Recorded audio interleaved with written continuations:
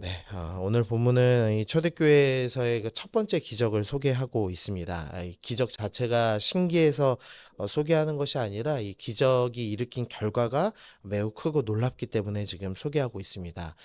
오늘 이 기적을 통해서 이제 내일 우리가 읽겠지만 5천 명이 이제 전도되는 일이 일어날 것이고 또 이제 사내들인 공회가 이제 본격적으로 초대교회를 박해하는 이 계기가 되는 사건입니다. 그래서 이 누가가 이 본문을 기록을 했습니다.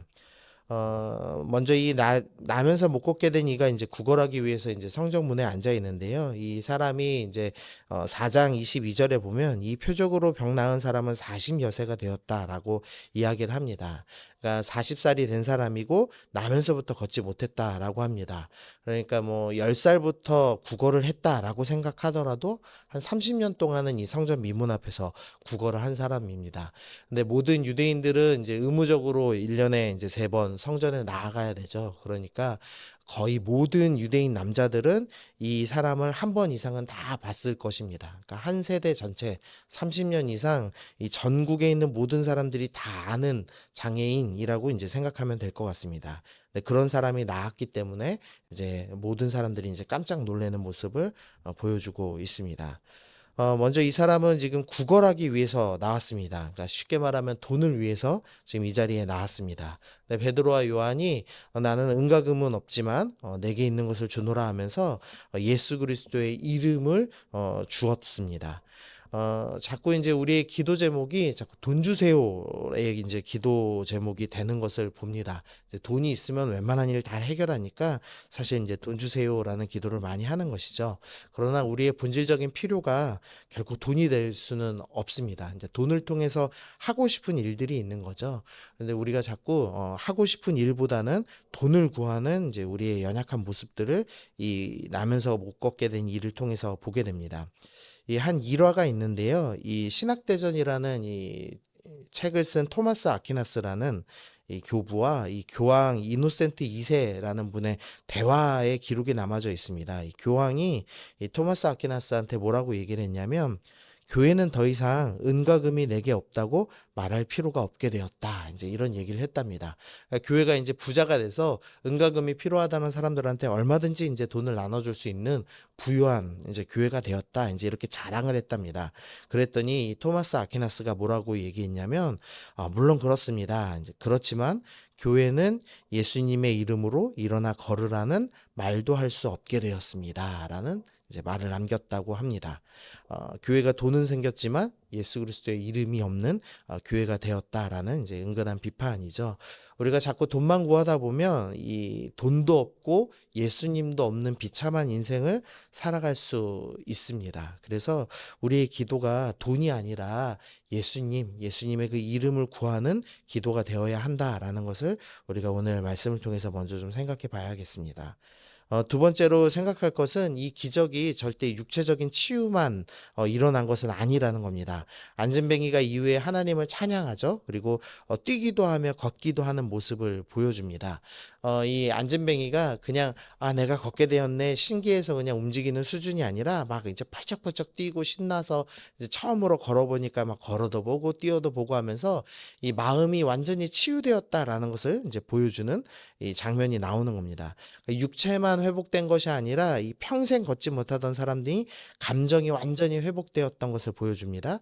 그리고 하나님을 찬양하는 것으로 볼 때 그의 영혼이 또한 완전히 회복되었다라는 것을 보여줍니다. 예수님께서는 절대 어떤 현상, 육체만 치유하시는 분이 아니라 우리의 감정과 우리의 믿음, 우리의 영혼까지 완전히 치유해 주시는 치유자이심을 기억해야 됩니다. 그래서 우리가 구할 때 주님 육체를 고쳐주세요라는 그 기도뿐 아니라 주님 우리의 영혼을, 우리의 감정을, 우리의 전인격을 치유하여 주옵소서 우리가 그렇게 구해야겠습니다. 그런데 치유가 거기서 또 그치지 않죠. 이 기적을 통해서 어떤 일이 일어났냐면 5천 명이 회개하는 일이 일어났습니다. 그래서 그 5천 명이 주님께 돌아오고 온전히 영광 돌리는 일, 온전히 회개하는 일들이 일어났습니다. 진정한 기적은 이 개인의 육체를 회복하는 것, 또 그것을 넘어서 개인의 감정과 정신과 영적인 치유, 또 그것을 넘어서 공동체 전체가 하나님께 영광을 돌리고 회개하고 전도하는 일로 일어난다는 것을 볼 수 있습니다. 그러니까 하나의 은혜의 사이클이 반복해서 일어난다는 것이죠. 그래서 기적은 절대 작은 내 개인 측면이 아니라 공동체 전체가 하나님께 찬양하는 일로 또 회개와 전도되는 일로 연결된다는 것을 기억하시면서 하나님, 내가 기적을 구하는데 그게 나의 개인의 이익뿐 아니라 우리 공동체가 하나님을 찬양하고 예배가 회복되는 일까지 연결되게 해 주옵소서. 우리가 그렇게 기도하며 나아가야겠습니다. 세 번째로 좀 저희가 생각해 볼 일은요. 12절 말씀 보시면은요. 12절 말씀 중간에 보시면 이스라엘 사람들아 이 일을 왜 놀랍게 여기느냐 우리 개인의 권능과 경건으로 이 사람을 걷게 한 것처럼 왜 우리를 주목하느냐라고 이 베드로가 얘기합니다. 사람들이 기적이 일어나니까 이 기적을 일으킨 사람들 베드로와 요한을 주목했습니다. 그런데 베드로와 요한은 우리를 주목하는 것이 아니라 진짜 주목해야 될 분이 계십니다라고 하면서 그때부터 이제 예수님을 소개하기 시작하죠.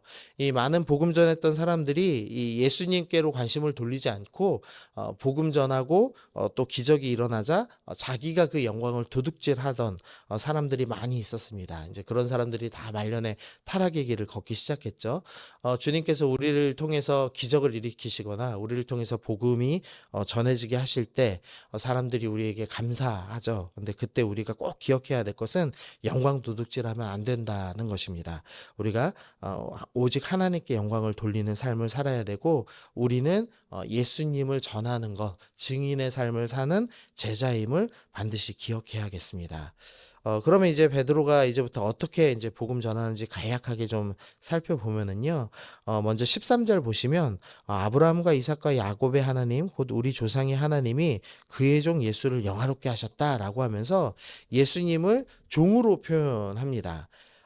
이 예수님을 종으로 표현하는 것은 그냥 예수님이 낫습니다 이런 표현을 하는 것이 아니라 구약에 나오는 여호와의 종이라는 예언 때문입니다. 이사야는 계속해서 여호와의 종이 와서 우리를 대신해서 고난받을 것이고 우리를 대신해서 구원하신다라는 약속을 하셨습니다. 이사야 53장 말씀을 제가 좀 읽어드리면요. 53장 4절부터 6절인데요. 그는 실로 우리의 질고를 지고 우리의 슬픔을 당하였거늘 우리는 생각하기를 그는 징벌을 받아 하나님께 맞으며 고난을 당한다 하였노라. 그가 찔림은 우리의 허물 때문이요 그가 상함은 우리의 죄악 때문이라. 그가 징계를 받음으로 우리가 평화를 누리고 그가 채찍에 맞음으로 우리가 나음을 받았도다 라고 하면서 이 여호와의 종이라는 분이 등장하실 것인데 그분께서 우리를 대신해서 고난받는다라고 예언을 하셨습니다. 그리고 베드로는 지금 예수님께서 바로 그 여호와의 종이십니다. 그러니까 구약을 근거로 예수님이 어떤 분이신지를 본격적으로 설교하기 시작하는 거죠. 그래서 18절 보시면 그러나 하나님의 모든 선지자의 입을 통하여 자기의 그리스도께서 고난받으실 일을 미리 알게 하셨다. 그러니까 그리스도께서 고난받으신다. 여호와의 종이 고난받는다고 예언되었고 그래서 예수님이 고난받으시고 죽임당하신 겁니다. 라는 것을 설명하고 있습니다. 또 22절 보면 모세가 말하되 주 하나님이 너희를 위하여 너희 형제 가운데 나 같은 선지자 하나를 세울 것이다 라고 신명기에서 이 모세가 죽기 직전에 형제 가운데 나와 같은 선지자를 세울 것이다 라고 예언을 했죠.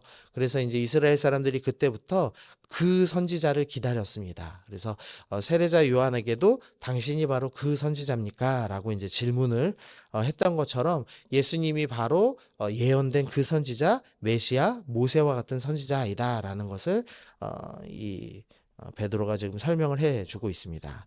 그리고 이제 25절에 보시면 25절 중간쯤 보시면 아브라함에게 이르시기를 땅 위의 모든 족속이 너의 씨로 말미암아 복을 받으리라라고 말씀하면서 이 아브라함의 씨, 약속된 씨가 바로 예수님입니다를 이제 설명하고 있습니다. 성경은 이 창세기 3장 15절에서 여자의 후손, 이 원어로는 그 후손이 씨로 돼 있는데요.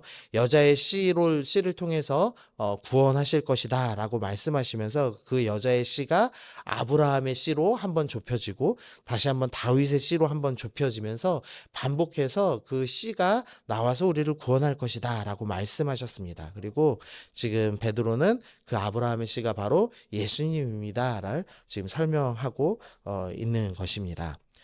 그리고 나서 결국에는 이제 구약에 예언된 분, 그분이 바로 예수님입니다. 이것을 다 설명한 뒤에 이제 핵심 내용은 결국 이제 26절을 얘기하는 겁니다. 26절 보시면 하나님이 그 종을 세워 복 주시려고 너희에게 먼저 보내사 너희로 하여금 돌이켜 각각 그 악함을 버리게 하셨느니라. 결국 이 베드로가 지금 구약에 예언된 메시아가 바로 예수님입니다라는 이 장황한 설명을 한 목적은 결국에는 회개시키기 위해서 이 설교를 지금 하고 있는 것이죠. 그래서 예수님의 부활하심과 예수님의 재림하심을 계속 전하고 있는 모습을 보여주고 있습니다. 그러니까 오늘 기적 이야기를 보면서 자꾸 우리가 기적이 일어났다. 나도 기적의 주인공이 돼야지. 또 복음을 전하면서 당신도 기적의 주인공이 되십시오. 이제 이렇게 전도하기가 쉽습니다. 그러나 이 기적의 핵심은 기적을 통해서 육체가 회복되었다. 이것을 이야기하는 것이 아니라 그 육체의 회복을 통해서 감정이 회복되고 영혼이 회복돼서 그 개인 전체가 전인격적으로 회복되었고 그것을 통해서 또 공동체가 회개의 열매를 맺었고 또 이 이스라엘 백성에게 회개를 촉구함으로써 예수 그리스도가 어떤 분이신지를 알게 했다. 그것이 이제 이 기적의 핵심이라는 것입니다.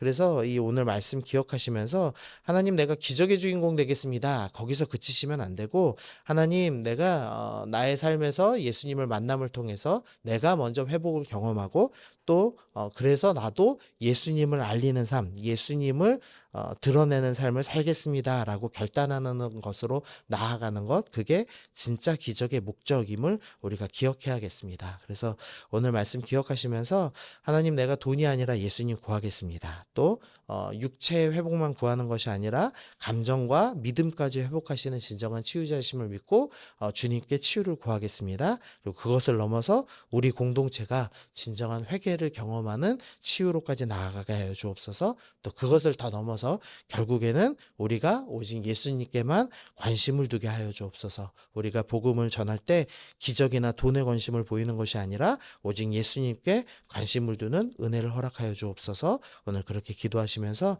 주님 앞에 나아가시겠습니다.